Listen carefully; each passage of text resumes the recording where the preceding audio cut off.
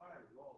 So, long time no see. Indeed, nice to see you in person. Yeah, okay, nice to meet you again. Okay. It's my first meeting back. Okay. So, Ron, let me look into my PhD student, the Professor Roman. Pleasure to meet you. My name's Robert David. Yeah, Nice to meet you. yeah, Joshua and yeah, yeah. How close are you to being done? When's he gonna let you out? Okay. Okay, thank you.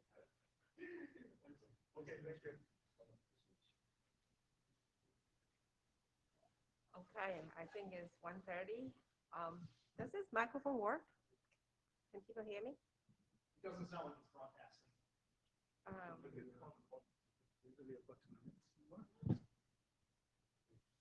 Oh, no, that is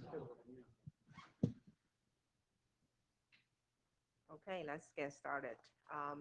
So this is I2NSF meeting, and we only have 1 hour, so hopefully that we can go through this very quickly. So some administrative stuff.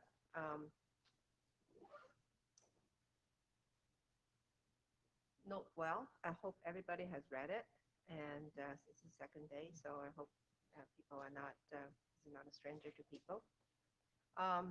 Here's the agenda. So we have basically discussion of some working group last call drafts, and also there are like some proponents wanting to recharter the working group. Really want to focus on the energy of the group and also the expertise we have to do the work we want to do. Here's the working group draft status. We have 3 drafts.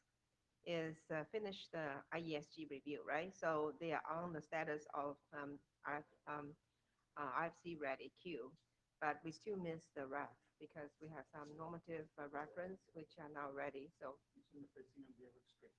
yeah, it's kind of annoying in a way. I heard people have waited years for them to finish. And so we have a couple of drafts need to be discussed whether we should finish the last call, send to IESG for review, or should we abandon it? So I hope this meeting we can discuss them. That's it. And then, so let's go back to the, any other questions? Want a suggestion? Any discussion? No?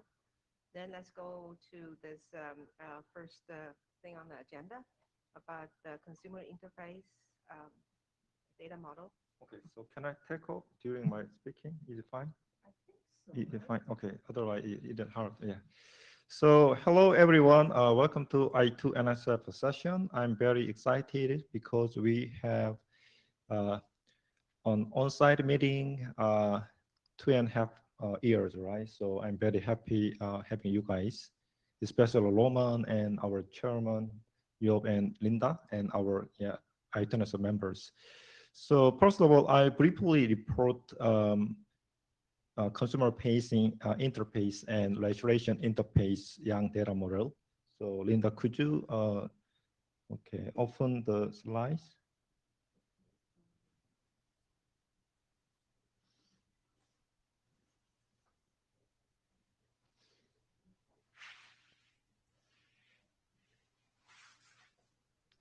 Okay. So yeah, I briefly 5 minutes. So next slide, please. The basically consumer-facing interface, we got the review from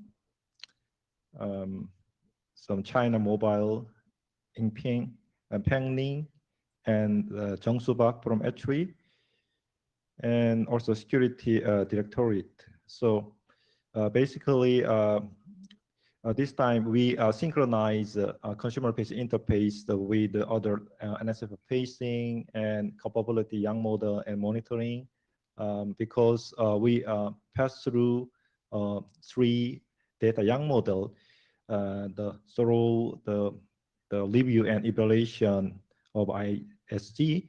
In the meanwhile, we also updated in parallel consumer-facing interface and the registration interface. So we believe these 2 drafts are well synchronized. Next slide, please. So Yang Penglin, he is a child mobile engineer. So he think he raised some IPL licensing issue, but I resolved with my SKKU patent attorney. So now the consumer patient registration interface, the IPR declared as this is the royalty free, so anybody can use for free. So I think this is clear. Next slide, please. And yesterday, Dr. Jung-Soo Park from I2NSF, he gave several comments. So I addressed the last night, and I updated and I submitted version 22. I believe all his comments are cleared. Okay, next slide. Those are editorial comments. And also, security directorate, he reviewed and overall looks I think is fine. And then he gave one neat typo, so interruption. So we collected. Next slide, please. The second Yang model is a registration interface. This is importing capability Yang data model. So capability Yang data model is passed as RFC. So this is borrowing a major component from capability. So the only some feature registration is some access information and the performance capability Yang model are the separate one, but very short Yang data module. So I think it should be okay. Next slide, please.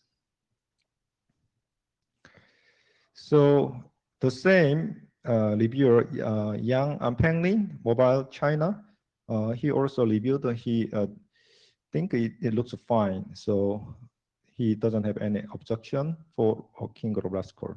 Next slide. And also, actually, Mr. Yunchol Choi, he reviewed our draft. He addressed one comment about the access information. So the previously we had some transport some layer information, but and now our Yang model focus on the access in the same data center. So in that case, IP address and port number enough, because this access information for some security controller can access network security function NSF to configure. So usually netconf or lastconf are used. So which means the TCP is used. So implicitly TCP is a transport layer. So as a result, IP address and the port number for on NSF is good enough. So that's why we removed some redundant text. Next slide, please. So also the Scott security directorate. So he think our draft also ready, and he doesn't have any objection, but he has some comment. So he think there is no issue about this document. Next slide, please. Also, operations directorate Giant Mishra, she or I think Guyan gave some comment. So he or she suggested some redundant example XML. So we removed most of them. But first example is useful, I believe. So we just keep it. Other example XML we removed. Next slide, please. So next step, we got through a review from people outside the authors. So I believe also the one thing I want to say, actually the hackathon is already almost 7 years. During 7 years, except one hackathon because of COVID, the happening at that time, we couldn't participate in IETF hackathon, except that. So we kept participating in I2NSF hackathon. We demonstrated, also we implement our own, also we implemented with actually people. So we have 2 implementations, and consumer facing registration interface, young model are well proved through last 7 years hackathon. Not 7 years, hackathon point of view, maybe 6 years. So Roman, I believe consumer-facing registration interface young model are ready to go. Okay. Okay. So do you have some comment? Okay.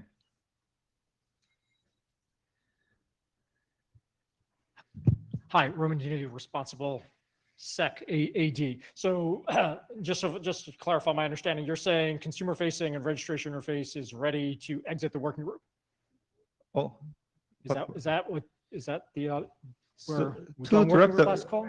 Yeah, Ready for last call, I believe. Yeah. I mean, finishing. last finished, call. yeah. We started last call. So I guess I have a little bit of a question. I was cruising the mailing list. I'm trying to understand the degree of review, for example, with the registration interface, because I see on the mailing list, 1 person commented on it. Actually, the Peng Li, he also, China Mobile, he also thoroughly reviewed, but he couldn't find any problems. So Oh yeah, no, and it's great that he did. I yeah. just didn't see anyone else from the working group saying that they read it and reviewed it. I mean, the director reviews are great, but we asked for those. That's coming from the outside. That's not working group energy. I mean, is it possible to get more reviewers? I mean, there's folks in this room. I mean, are they committed to reviewing it and saying it's ready to publish? That's what I'm looking for. Yes. Yeah. I mean, that's what, I mean, we need I mean, what I'm looking for is the transparency that, you know, folks have looked at it and kind of read it. And if we could do that for both of those to get to the point that we have, I mean, this isn't a voting thing. It's not a numbers thing. We can have 3 to 5 independent people that aren't document authors, that aren't the director reviews, that say, I looked at it, and even if I don't have comments, but I looked at it and reviewed it, that would be the strong signal I'd be looking for to kind of exit working group last call. So, you know, the 2 young model already 7 years old. So last 6 years hackathon project. During hackathon project, people give some comment, as Susan mentioned. So I think also, you know, young model registration case, you can see very short young model. So I think, there is no problem. Yeah. Yeah, I mean, Sue and I kind of talked about this since you kind of mentioned her. I mean, I think we have a little bit of I'm trying to focus us on the process, because the hackathon is wonderful, but the hackathon is not, unfortunately, our document process. So what we would expect, just to level set everyone from working group last call, is that we have a document, there is an author team. One would expect that the team of authors has been folding in what's happening from the working group, and they've already done everything that needs to get done. What I think gives working group, the chair's confidence, and me confidence that this is a consensus-based thing, that the people that participate in the working group put everything they needed in this document, would be for folks from the working group to positively confirm to us, we looked at it, we think it's ready to go. And, you know, and we feel that there are kind of no issues. And so the hackathon thing is, I guess, great. And it's wonderful. I mean, the many years of participation has been an exemplar of how to tie things in the hackathon of the working group, but we need that experience rolled back into the working group so we can see that. So if there are artifacts from the hackathon where the working group participants are participating, that's great. But I think, again, we need a timeliness thing, which is, if it's happening 7 years ago, that wasn't the final document. So what we need is, there's a final version of the document, and the working group has looked at it, and, you know, they want it, you know, they endorse it continuing to publication. So you can see, you know, security directorate and the operations directorate, they couldn't find any problems. So I think, still, 2 people reviewed, and I believe, I think good enough. So maybe somebody else, some reviewed, it will be better. Yeah, and again, the finesse is, it's not an impeachment of the work. It's not saying it's kind of good enough. What it's really asserting is that it was developed with a consensus-based process, which means that, again, it's a product of the working group, and the working group kind of agrees. So what we need is for the working group to say, we're good with that. And again, the director reviews are great, but the director reviews are on the side of the working group. They're in addition to, because we brought them in, and we wouldn't consider them as part of the consensus process. Does that make sense? Yeah, it makes sense to me. I think that we will definitely solicited more people to review, people sitting here, reach out to them to review it. Yeah. It's just young model is really hard to review. It's like writing code, right? It's not like a Word document. People can glance through it and give comments. Yeah, in a sense, this is the check to kind of exactly the point. Getting reviews is hard, and I fully kind of recognize that. But this is, in a sense, is the check. If we do not have enough energy to have people review the final thing, then we probably don't have enough energy to publish. And this is the check that there's consensus in the working group to do this, and there's energy to kind of finish all of that. Okay, well, definitely. Yeah, and the transparency kind of to the comment, the transparency on the list, that's clutch, because if it's happening on the side, it's great, but we're not aware of it through the normal process. And so the mailing list is the place to document it. Thanks. Just for full transparency, this is Diego Lopez.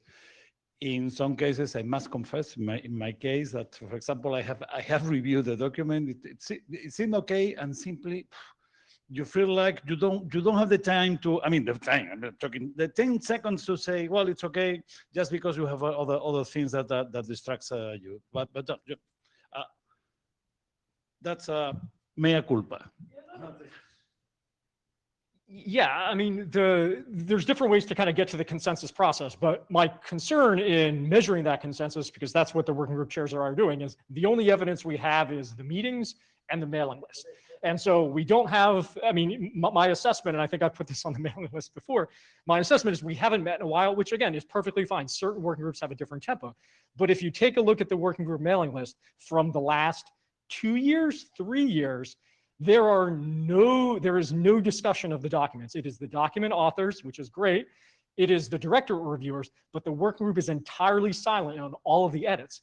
And so from my perspective, I can't tell that there's consensus. What I see are the document authors are being incredibly responsive to the reviews, but the working group is not at all commenting. When we were talking 2+ years, where we don't see that at all. And so on this way out, I really want to make sure that we double check the consensus, especially how long it took for some of those others, which is where this consensus kind of concern kind of came from, that maybe we don't have enough eyes on it as it exits the working group.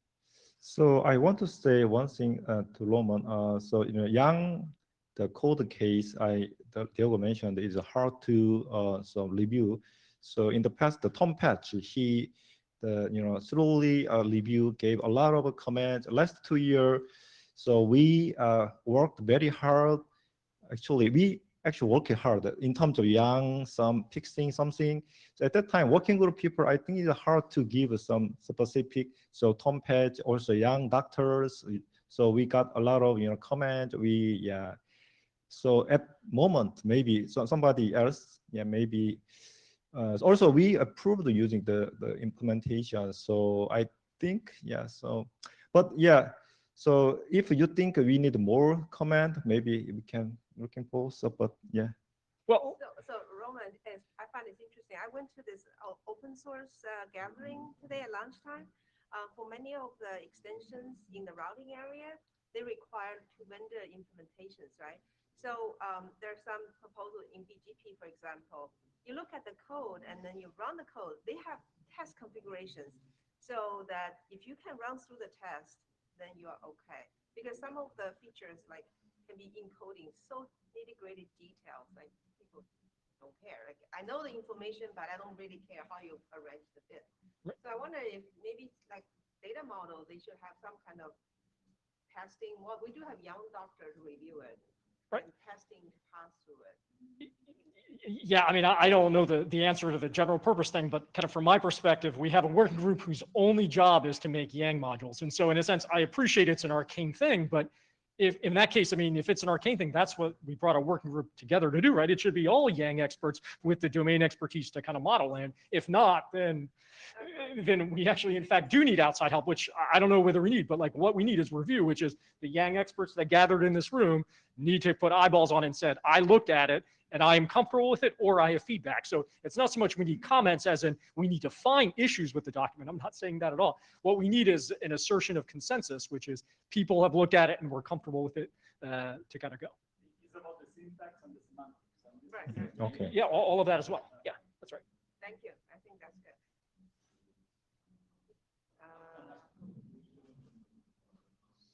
Okay, so we move to next topic. Yeah.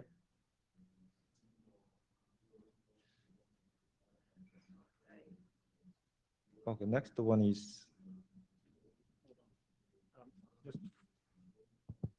just for the benefit of the people who are remote, please note that the Zulip or chat room appears not to be working. So I'm sending a message to the media.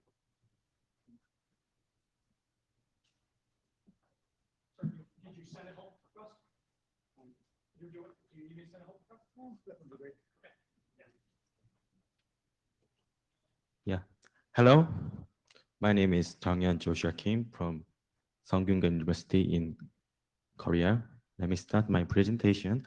Today, I'm going to present about guideline for security policy translator in I2NSF framework. This presentation based on draft young I2NSF security policy translation version 11. Next, please.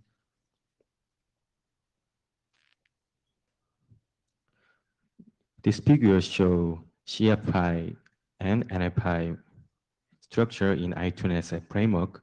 CFI deliver high-level policy to security controller, and NFI deliver the translated low-level policy to target NSF. Next, please.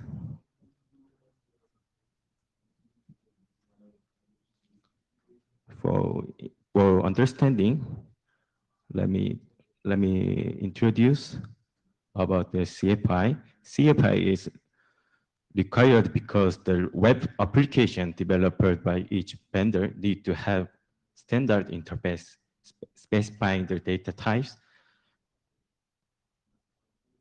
used when the I2NSF user and security controller communicate with each other using this interface. Therefore, the CFI document specify the required information, their data type, and encoding system, so that high-level security policy can be transferred to security controller through CFI. This high-level policy can be translated into low-level security policy by the security controller. Next, please.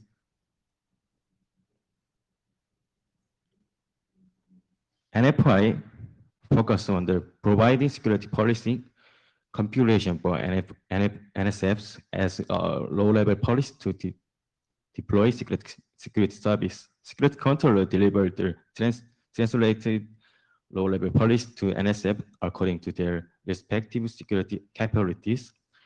The data model provide a generic NSF and advanced NSF such as IPS, URI filtering. Next, please. Okay, for understanding how to connect CFI to NFI, let me introduce top-level Yang tree comparison. As you can see, this slide shows the consumer-facing interface top-level Yang tree, and this slide shows NSF-facing interface top-level Yang tree. As you can see, they have a similar structure. Next, please.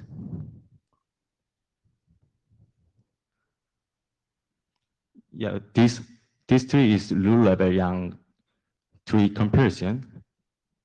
Yeah, this slide shows consumer-facing interface low-level Yang tree, and this slide shows NSF-facing interface low-level Yang tree. As you can see, CFI and NFI data model use the event condition action policy rule use that kind of structure. Next, please.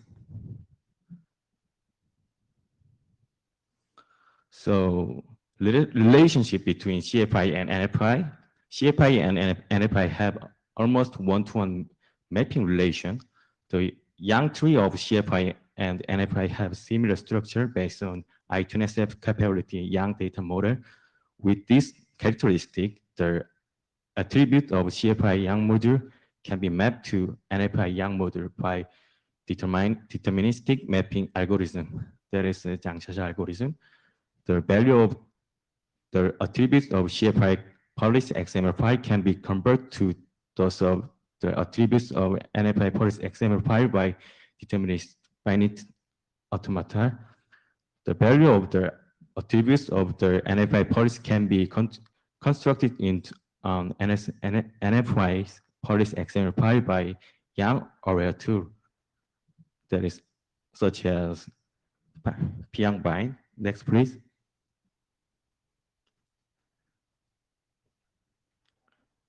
This figure shows exemplary architecture of security policy translator. Security policy translator has 5 components as follows: NSF database, data model mapper, data extractor, data converter, and policy generator. Next, please.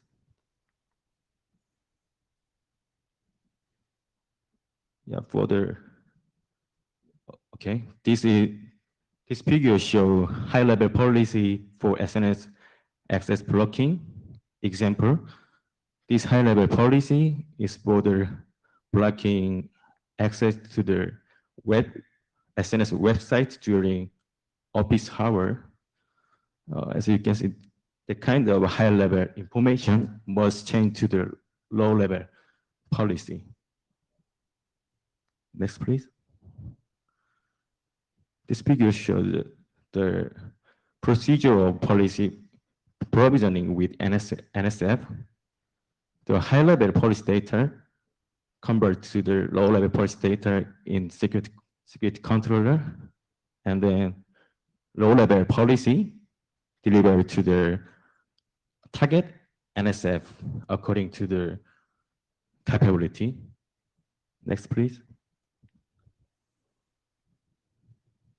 So the high-level policy finally translate to those 2 low-level policy. First is low-level policy for firewall. Second one is for web filter. As you can see, that kind of in this field, employee translate to the IP, for example, network subnet, and the SNS website translate into Facebook and Instagram. Next, please.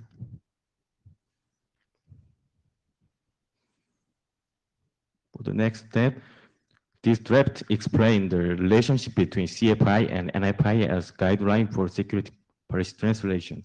It helped the audience to understand how to link the CFI data model and NFI data model. It suggests an exemplary architecture and procedure of security policy translator. With this draft, an implementer can design and implement it on SPD that can work in the I2NSF ecosystem.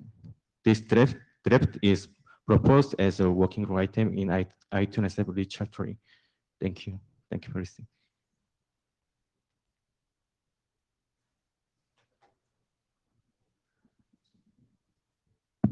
Yeah, this is Jeong Porjong from SKKU. So this draft, I'm one of author of this draft. Let me briefly explain this motivation. So this is the draft explain relationship between CFI and NFI for guideline. So without this draft, it is very hard the implementer to figure out how to translate CFI XML high-level YANG and low-level YANG based on NFI. So we focus on this relationship between 2 data YANG models, and then let the audience can understand easily how to link to each other and they implement. And also as appendix, we can suggest the exemplary architecture and procedure rather than some implementation detail, some draft Norma mentioned. So we just focus on the relationship about 2 data models. Okay, that's it. Thank you. Thank you very much. I do have questions. It seems like almost like a DNS, the name to the address, the high level name or context to the low level mapping.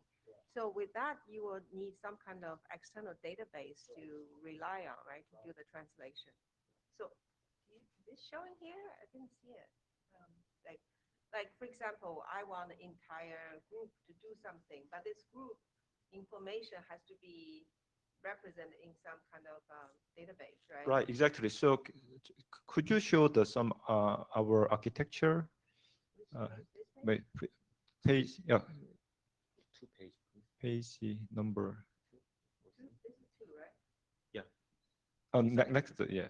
Show the database architecture. Which 8, like this? Okay, yeah. So you can see we have the NSF database. So we can populate some employee information, name, and their IP address based on the DHCP, and also URL case, some SNS website case, Instagram, YouTube, Facebook, like that kinds of populated into NSF database.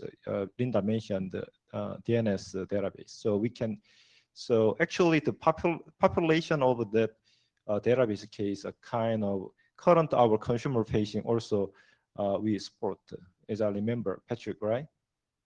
So we consumer face interface also dealing with the population, that kind of database entries. With those information, high level YANG XML can be easily translated into low level YANG using our procedure. Yeah.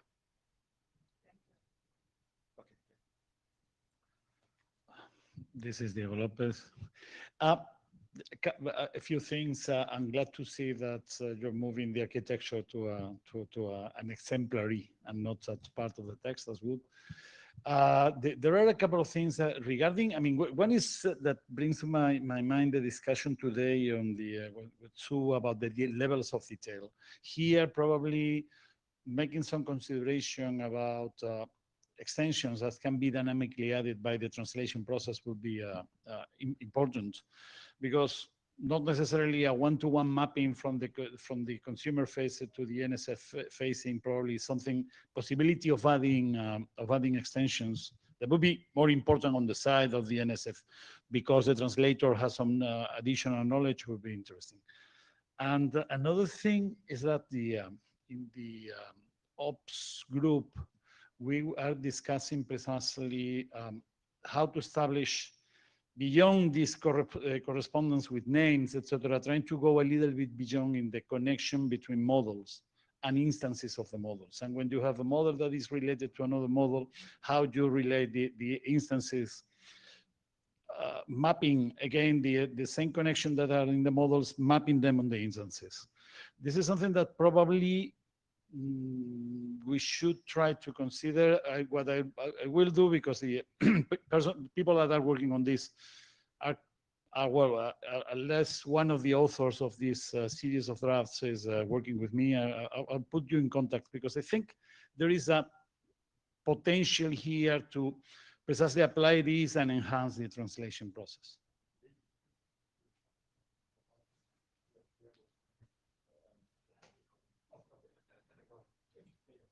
Can you use the mic so that maybe you can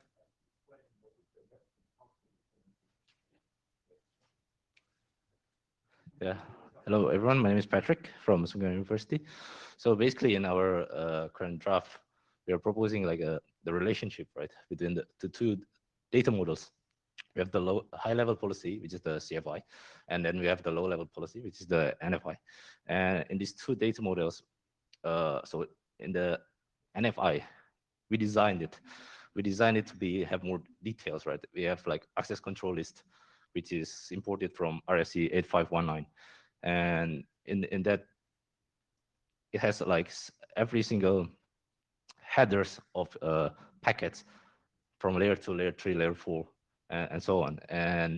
But in our consumer facing, we are designing for very small details that basically users without expertise on those parameters, on those packet headers, they can try to use our framework. And the purpose, so that we need a translator it's necessary, right, for our framework. And that's why we need to have this mapping between these two data models. Yeah, thank you.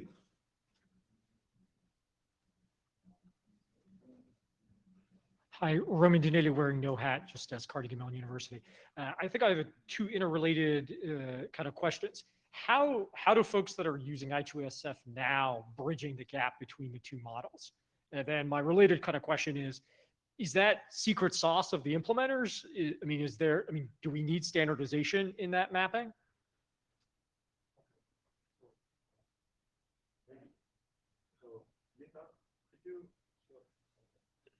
Just Diego Lopez, just as a note, we are using this in a couple of projects related with actually we are relating this with the management of supply chains and all the like.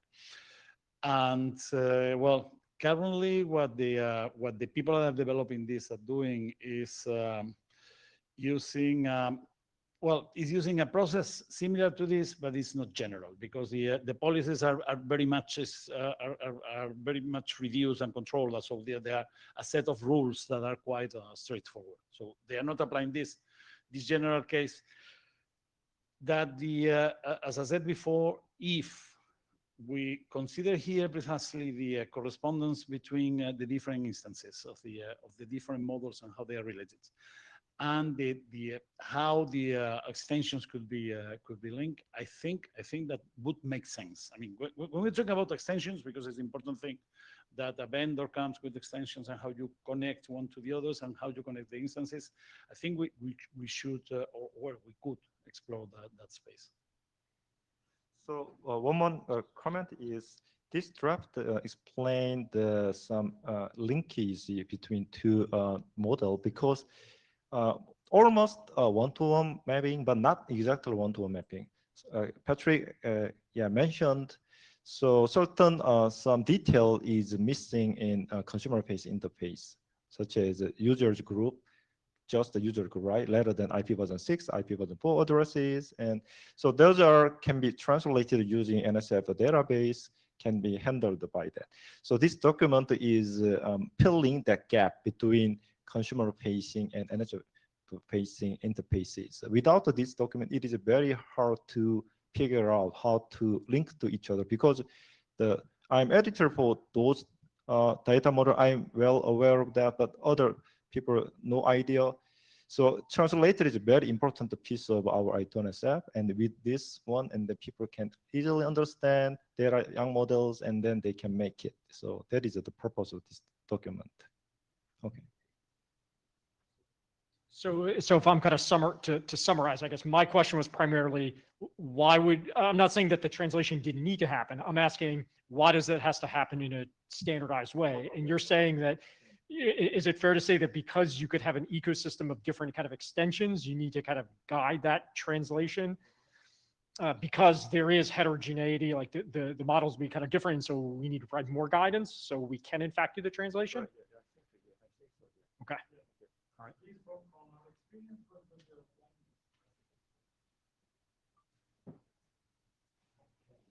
Thank you very much. So, should we go to the next one?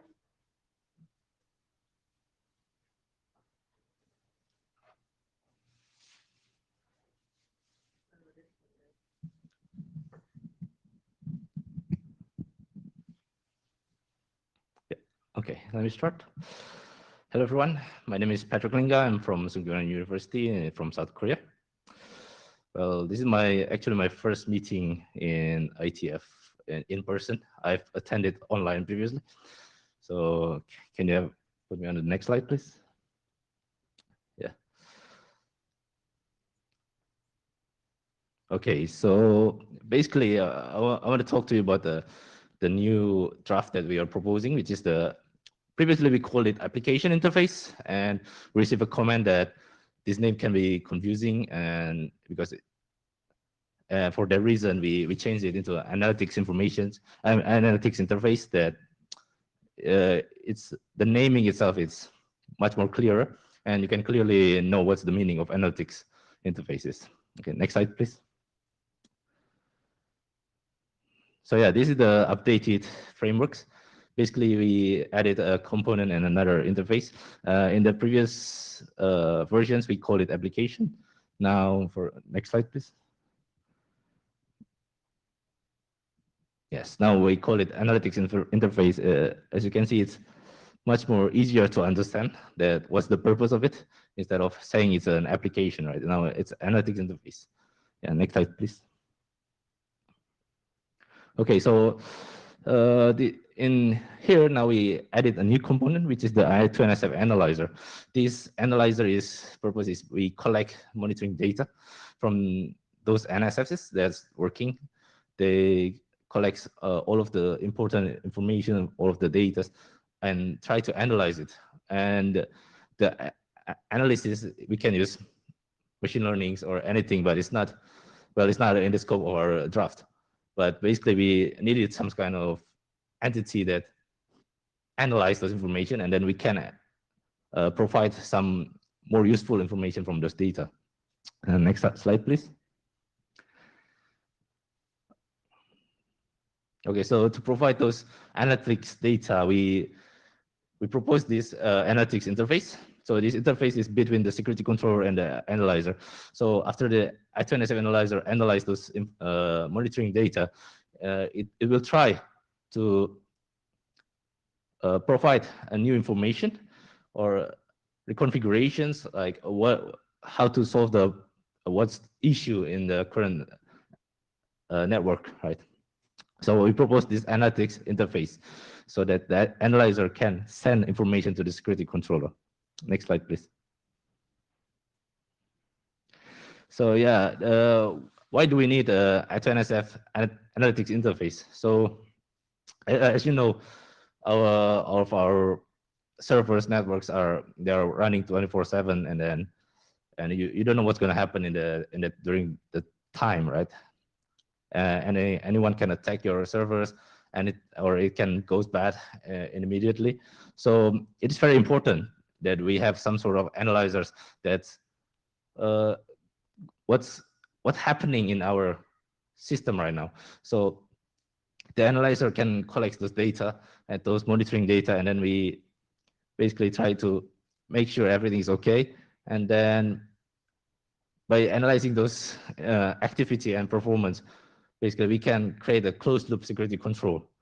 This is used so that we can enhance the network security through the analysis of those monitoring data. And by adding the two components and basically one component and one interface, we allow what we call security management automation. And this is supports automatic adaptation, and also we can support adaptability, basically. Yeah. Next slide, please. Okay, so in this analytics interface, there are two roles that we needed to provide an enhancement of this network security. The first one is the policy configuration. Second one is the feedback information. Basically, on both of these roles, we provided three fields, which is the NSF name, the problems, which is the issue that we are having currently, and then we have also the solutions. What is the possible solutions for the issue that we are having currently? Next slide, please. So the first one is the policy configuration. The purpose of this policy configuration is basically when we are having an NSF that's working all the time, and then we collect those information, what's going on, what is happening in our network. And then when we analyze those data, and then we can provide some sort of a reconfiguration or a configuration, because we want to enhance what's happening in the network, right? So if we find out something is terribly going on, then we need to reconfigure those configurations on those NSFs. So to do that, we created some sort of a closed loop that is basically giving a feedback over and over so that our network is safe. Okay, next slide, please. And we have a feedback information, which is a different kind of information that's delivered from the analyzer. In this case, it's not really a configuration. For example, if in our network system, we have some hardware failure or any hardware overloaded. So in this kind of things, we cannot handle it with just a security policy, right? So we need to have another solutions. And in this case, those solutions may or may not be used, and we need to report them to the users, or maybe query something extra to the developer management system. So that is what a feedback information is. Next slide, please. So yeah, the next step for this draft is analytics interface is an interface for security management automation. So with this new interface, we created a closed loop security control that improve and enhance the security policy and also the network security itself. And in the young module, this is based on the NSF facing interface and monitoring interface. And also this draft facilitates both a report and query for security management automation. And we want to propose this draft as a working group item in the next I2NSF rechartering. Thank you. I do have a question for this, just curious. So the interface, the information going through this interface, would that be same as NSF or consumer-based interface for like reconfiguration? If you want to reconfigure some policies, don't you use the subset of the consumer-based interface or NSF? Actually, my name is Jaehoon Porojong, SKKU. So this analytics interface import NSF face interface and the monitoring data model young module. So the thing is, so it identify NSF name and also some problem and the solution. So that is a kind of wrapper. So it just reuse. So yeah, you're right. Yeah, we are reuse the existing NSF facing and monitoring interface, but not exactly same. So that's why we propose. And also this purpose is we provide the closed loop security control. So I think that is additional required piece. Okay, thank you. Yeah, thanks. My name is George Galajans from Hawaii. Just a question on the feedback that you were proposing. Is this a synchronous feedback or asynchronous? And if it's synchronous, what is the periodicity of getting information for monitoring? Do you understand the question? Can you explain a bit more what synchronous and asynchronous means? Yeah, synchronous is when you actually periodically collect information. So, you know, a period of time. Or asynchronous, when something happens, when an event happens, then you collect information. I see. So this collect information is based on our monitoring, and our monitoring is based on a notification based or report based, right? So when something happens, we're going to report it to the analyzer. Analyzer will realize what's happening, and then we're going to give some sort of reconfiguration to handle it, right? Yeah, that's asynchronous. Thank you.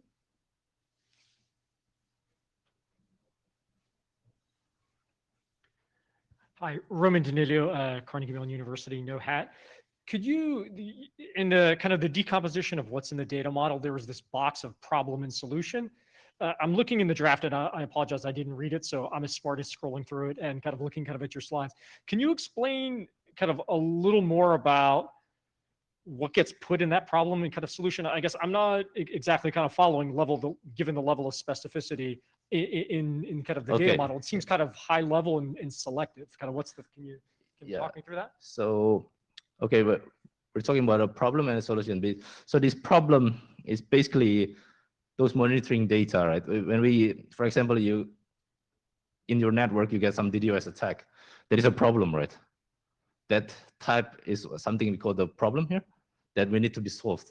And then the solution is maybe some sort of reconfiguration. We ask some DDoS mitigator to block a certain packet from someone, like from some IP, right? So that is the solutions, right?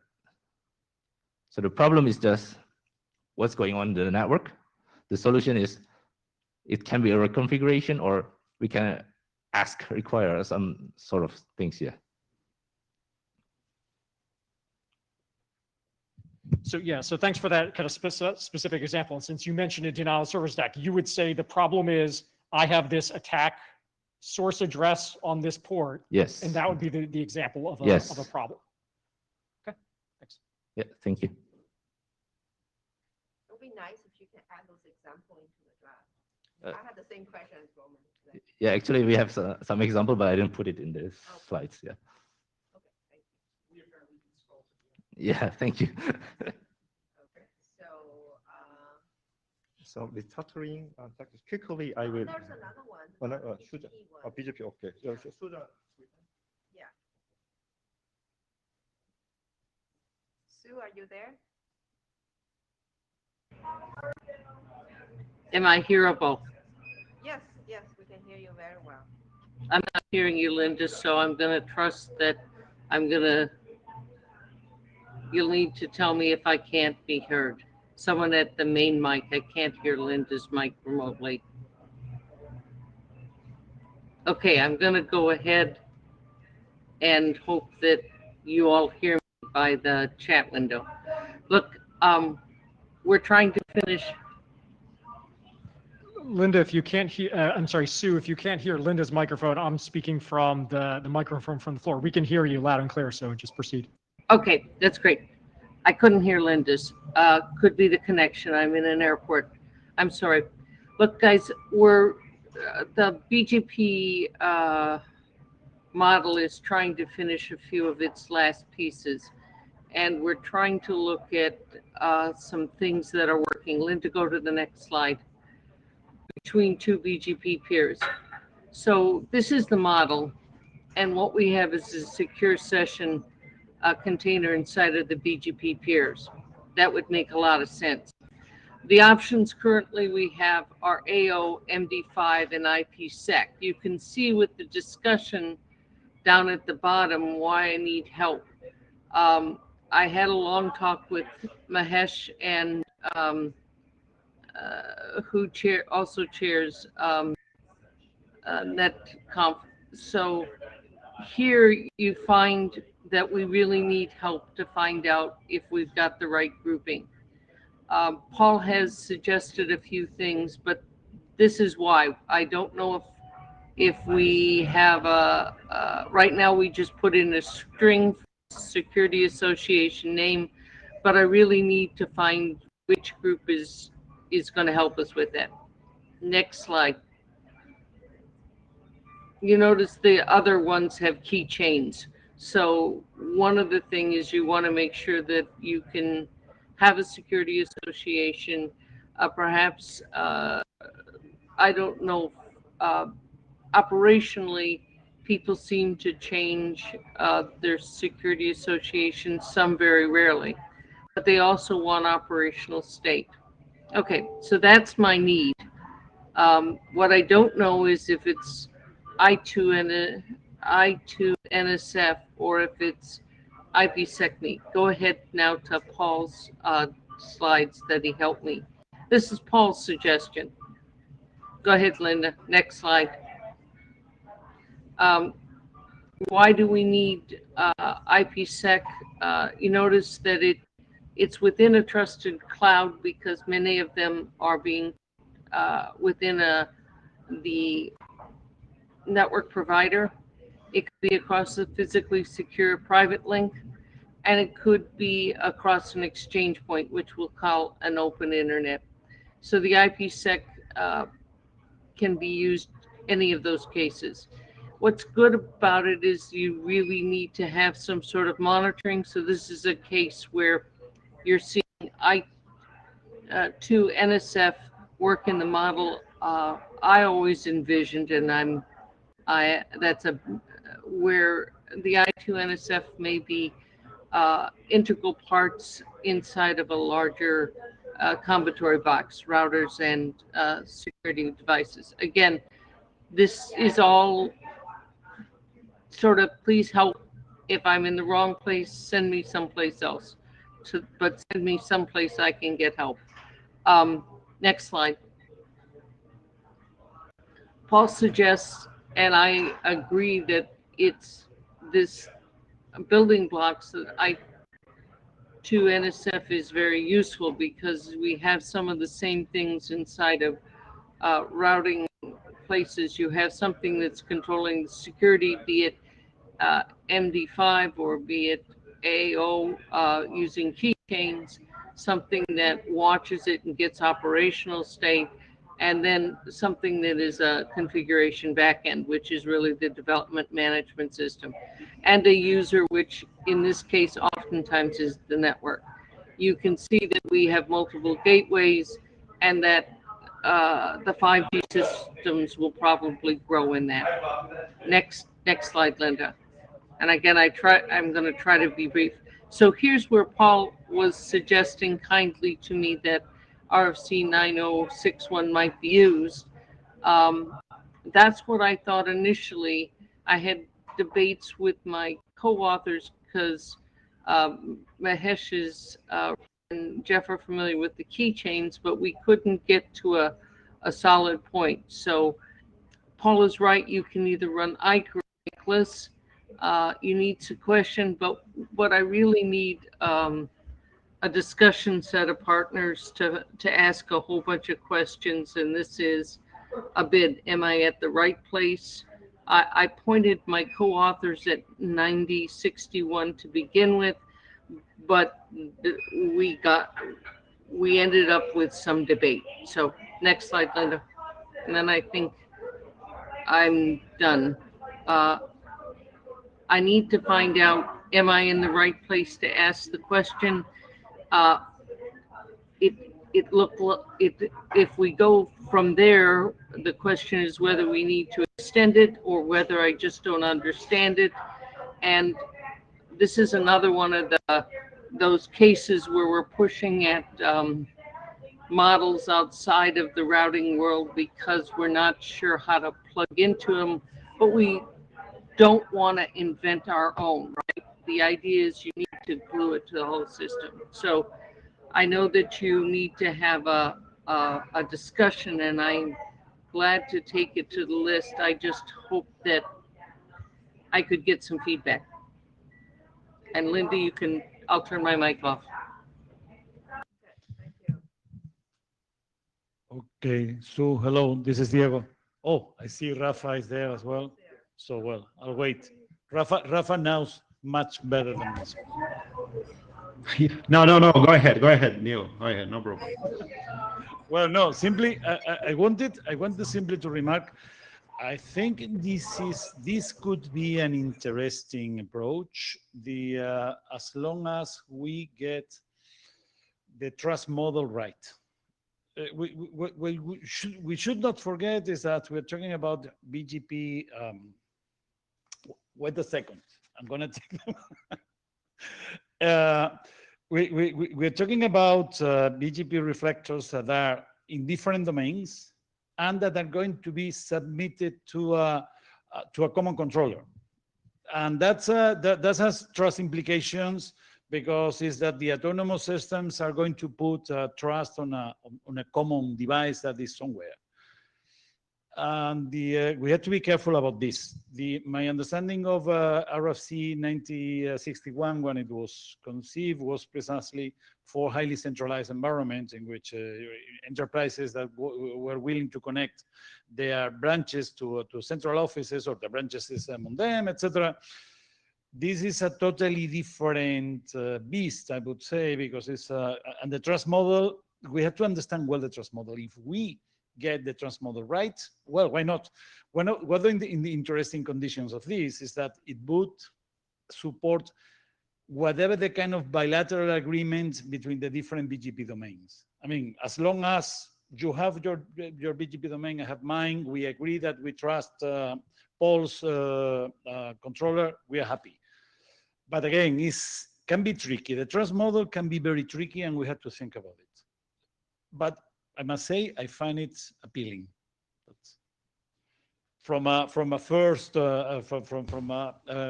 touching base, just touching base. Thank you, Diego. I may send you some questions on the background. I realize the trust model is in some cases within a common administrative area and sometimes very tricky. So I should be at IETF. I'll try to track you down. What I need to know from Roman and the rest is, should I continue the discussion on the I2NSF list, or should I go to IPsec.me? Oh, sorry. Like ME chairs here.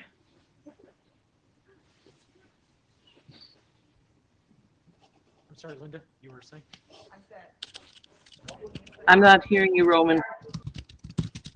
No, sorry, I thought Linda was saying something, so I was giving her the floor if she wanted to have the floor. Oh, yes. Rocco, can you Yes, yes, I can hear you, Joab. That's why. So a couple of comments regarding the.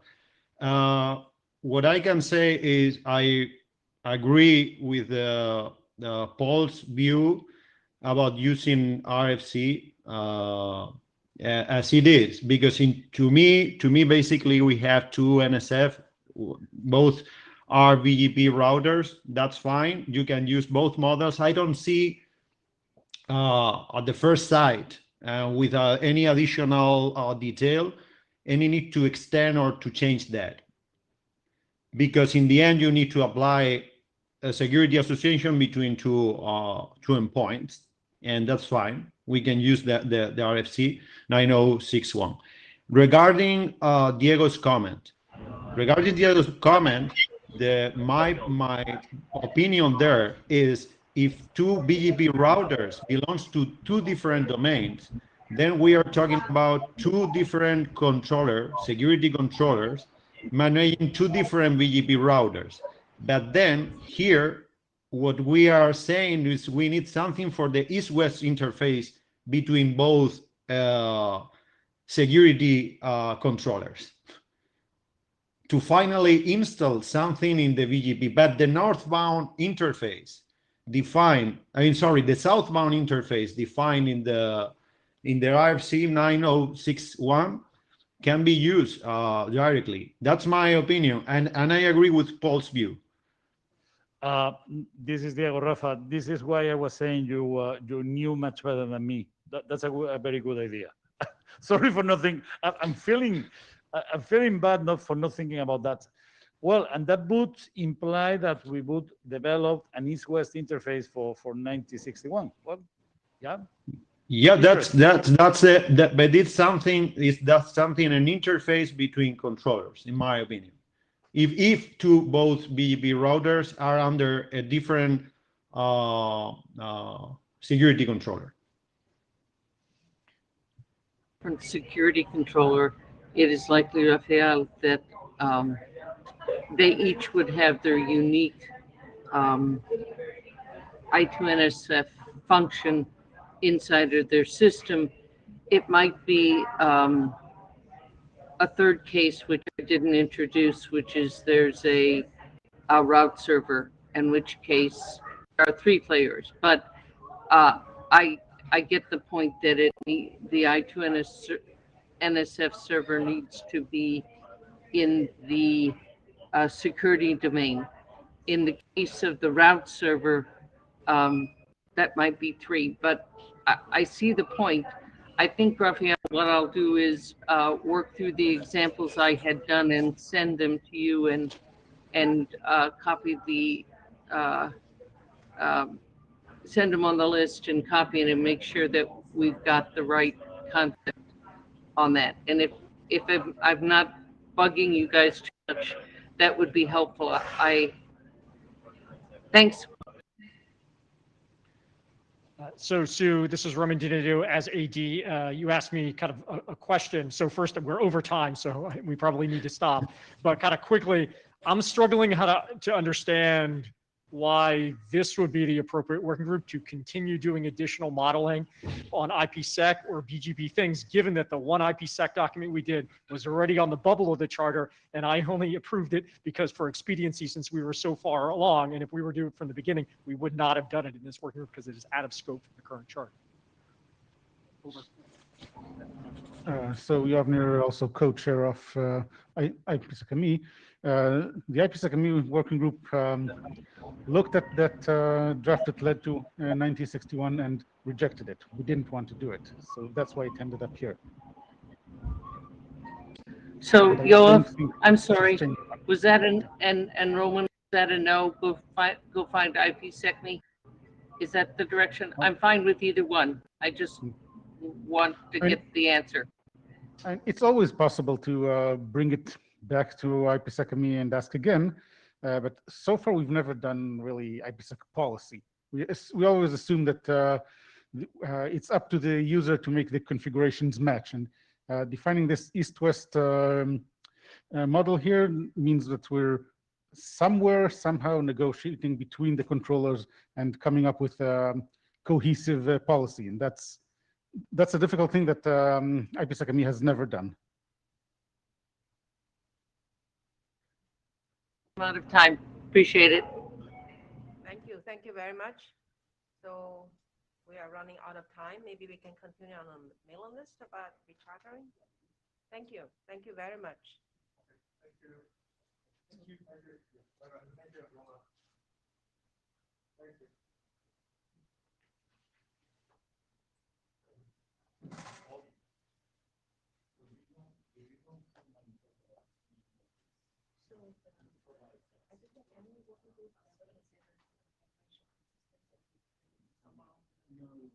you.